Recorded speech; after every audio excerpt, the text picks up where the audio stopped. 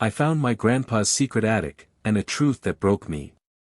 I wasn't close with my grandfather. His name was Howard, but everyone just called him Pops.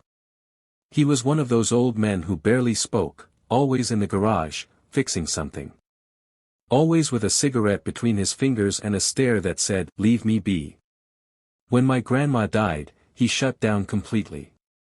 Stopped coming to holidays, stopped returning calls.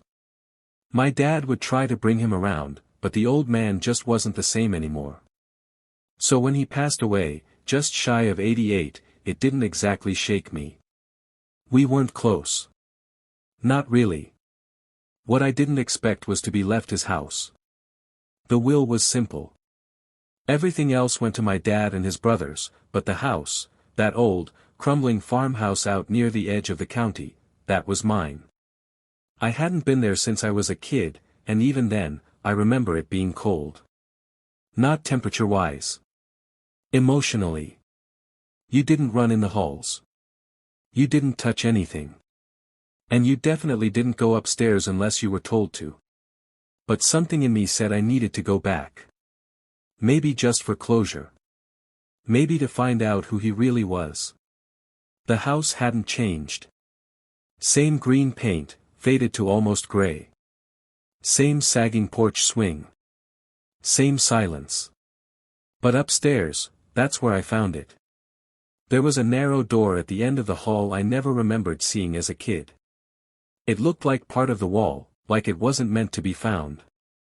I had to use a screwdriver to pry it open. It led to a tiny staircase, steep, narrow, and covered in dust. At the top was an attic. Small, musty, low ceiling. It smelled like time itself had been sealed in there. There was only one thing in the middle of the room, a large chest. Wooden. Locked. And taped to the top, a note that read, "For when you're ready." Inside the chest were three things. A leather journal. A shoebox full of black and white photographs. And a sealed envelope with my name on it.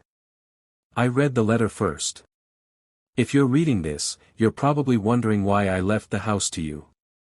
I know I wasn't a good man. Not to your father. Not to your grandma. But I want you to know me before you throw this place away.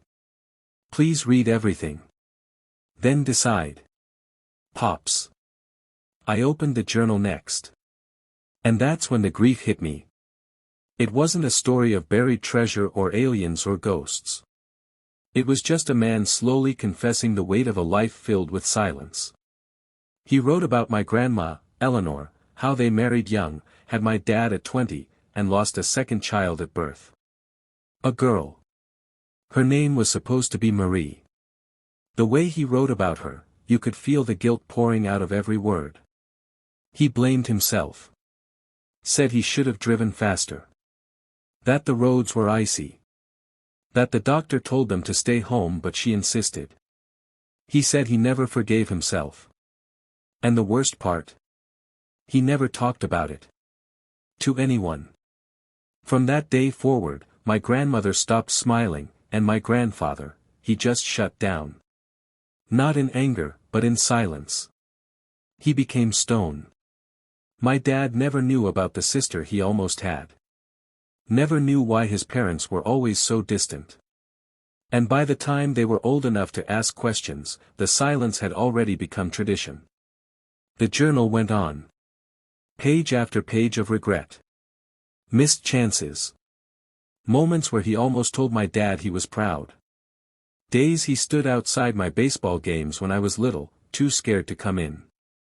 Afternoons where he sat in his truck down the street from our house, just to watch us play in the yard. I sobbed reading it. The photos in the shoebox showed a different man. There were candid shots, him smiling with Eleanor on a beach. Holding my dad as a toddler. One photo in particular, broke me. It was him, probably in his 50s, sitting in the attic. That same chest in front of him. A small birthday cake beside it. One candle. He wrote on the back. "Happy birthday, Marie. I never forgot." I spent hours in that attic. Just sitting.